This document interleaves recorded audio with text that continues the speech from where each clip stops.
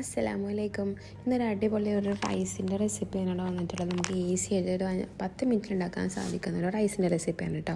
അപ്പോൾ അത് തയ്യാറാക്കാനായിട്ട് നമ്മൾ ആദ്യം കുറച്ച് ചെറിയ ഉള്ളി, വെളുത്തുള്ളി, പിന്നെ ഒരു ഉണക്കമുളകും ഒന്നൊന്ന് ക്രഷ് ചെയ്തെടുക്കുക.